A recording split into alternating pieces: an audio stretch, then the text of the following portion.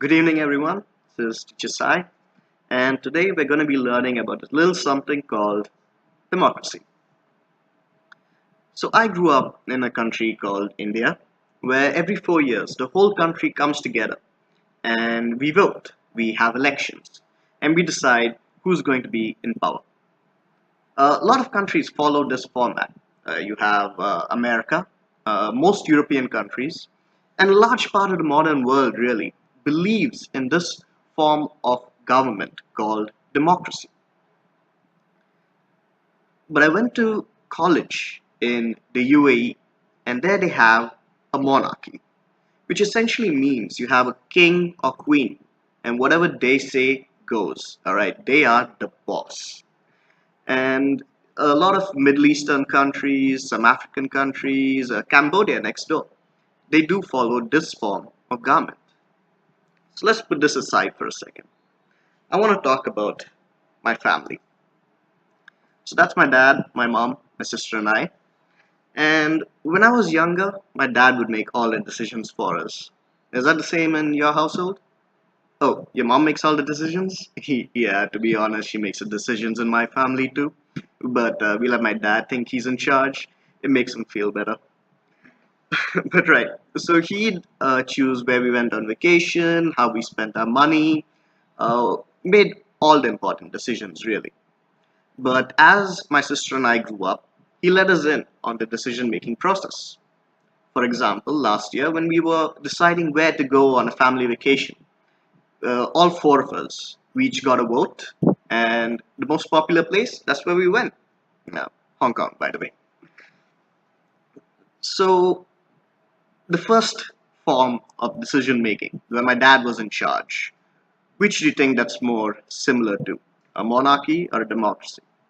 A monarchy? Yeah, that's right. And the other one, where we all come together and share our thoughts and ideas, and as a unit, as a family, decide what's going to happen. That's a democracy, right? Because essentially, government, a country, is just one large family, and sometimes the best way is to let everyone have a voice. But is that always the best way? Now, what do you guys think? Do you think which do you think is better? A democracy? All right.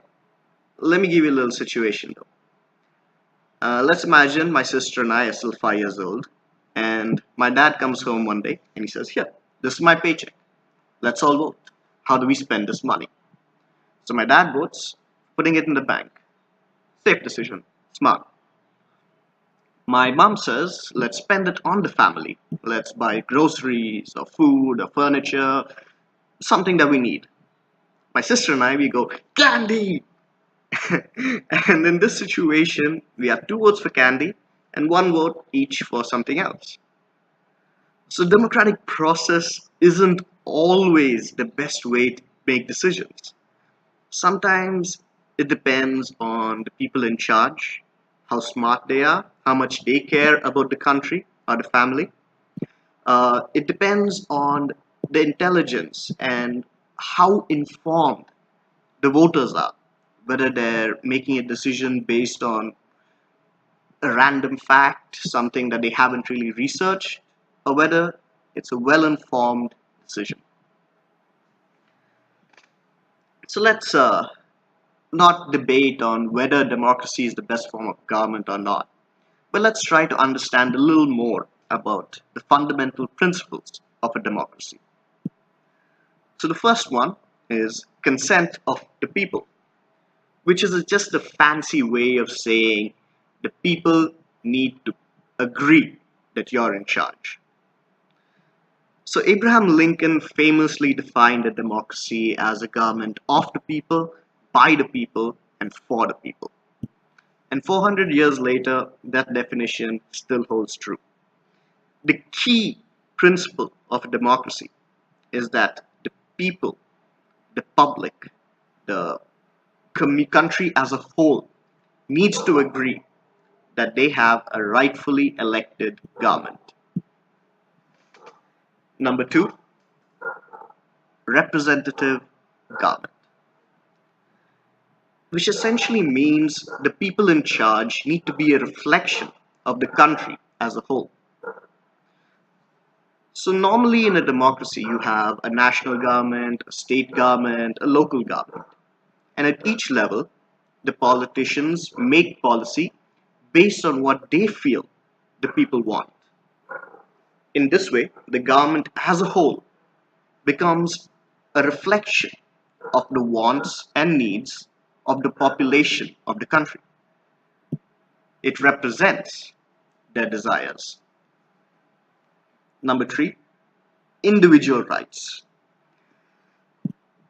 So we've established that voting is an essential part of a democracy. So do you think people are going to vote for people who give them more freedom or less freedom? Right? So do you want your parents to be very strict with you, or do you want them to let you make more decisions? Right? So obviously we all want more freedom. And a founding philosophy of democracy is these fundamental freedoms, such as freedom of speech, freedom of religion, freedom of assembly, which means gathering as a group and sharing opinions. All of these are vital to the spirit of democracy. Number four, rule of law. This essentially states that no matter who you are, you have to follow the laws of the land. You might be the president, you might be a prime minister, you might be a common man. The same set of rules applies to everyone in a democracy. In that way, we're all equal. No one is exempt from the law. And number five, probably the most important one, checks and balances. So do you guys know who the president of America is right now? Donald Trump? Yeah. And do you think he's a very popular president? Yeah, no, not really, right? A lot of people are worried that he's going to destroy America, that he's going to destroy the world, really. But here's the thing, he can't, because he's not a king, he's not a monarch. He doesn't get to do whatever he wants. If he wants to start World War III, he needs to get permission from Congress. Within Congress, you have the Democrats and the Republicans, who'll always keep each other in check. Then you have the Supreme Court, the judiciary, which keeps this whole system in control. So with all these checks and balances, making sure that no one ever gets too much power, a certain balance is maintained in every democracy. Right? So those are the five principles of a democracy. But I want to ask you guys, are these the only two choices? Do you have some countries where it's not entirely a democracy, but it's not entirely a monarchy either? Right? You have the United Kingdom and you have Thailand, both of which have a king and queen, but they have elections as well. They have parliaments, they have a sort of mix of both worlds, right? So now I'd like to get to know a little about you guys and your countries and whether you think they're democratic or not. So what we're gonna do is you're gonna tell me where you're from and where your country rates on the scale from not democratic at all to extremely democratic. So what about you? Where are you from? US? Where would you put yourself on the scale? Yeah, right. The US is extremely democratic, maybe too much so. It seems like every time an election cycle ends, the next one is already beginning, right? But then there's another train of thought. Some people feel that only a select few, the rich white men of the US, have a real voice in the government, that the minorities are not really allowed to speak up. So maybe it's not extremely democratic, it's mostly democratic. But that's a matter of opinion. What about you? Where are you from? Brunei. Alright, that's cool. So do you guys have elections?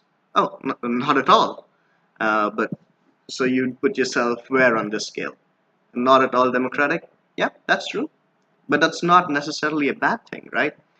Brunei is a fantastic country. It's rated one of the best places to work.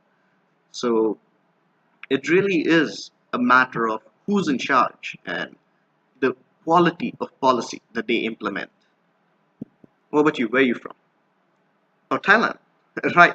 And where would you put Thailand on the scale? Kinda democratic? Yeah, it's fair to say. You have a little best of both worlds situation going on here.